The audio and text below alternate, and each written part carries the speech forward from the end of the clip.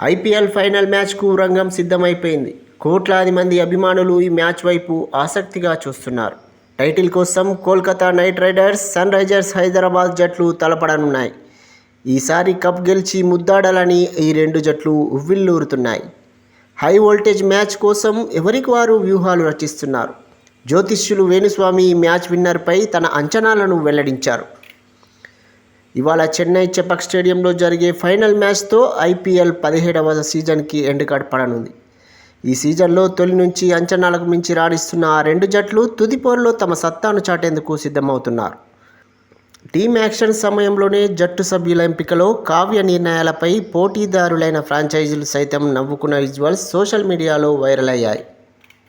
కానీ కావ్య అంచనాలకు తగ్గినట్టుగా టీం సక్సెస్ఫుల్గా రాణించింది. తొలి ప్లే ఆఫ్లో ఓడిన ఎలిమినేటర్ మ్యాచ్లో అనూహ్యంగా పుంజుకొని ఫైనల్స్లో అడుగుపెట్టింది. ఇక ఈ మ్యాచ్ పైన భిన్నమైన అంచనాలు ఉన్నాయి.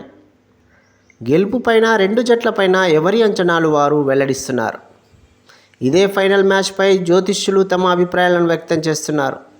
తెలుగు రాష్ట్రాల్లో పాపులర్ జ్యోతిష్యుడు అయిన వేణుస్వామి తన అంచనాలను వెల్లడించారు. కావ్య మారన్ జాతకంలో దోషం ఉన్నంతకాలం సన్ రైజర్స్ జట్టు డిజాస్టర్లో ఉందని చెప్పుకొచ్చారు. లిస్టులో లేనటువంటి జట్టుగా గుర్తు చేశారు. కానీ కావ్య జాతకంలో మిథున రాశి జాతకం కలిసి వస్తుందని, యోగం మారిందని ఆయన విశ్లేషించారు. దీంతో టీంకు కలిసి రావడంతో మంచి టీంలపైన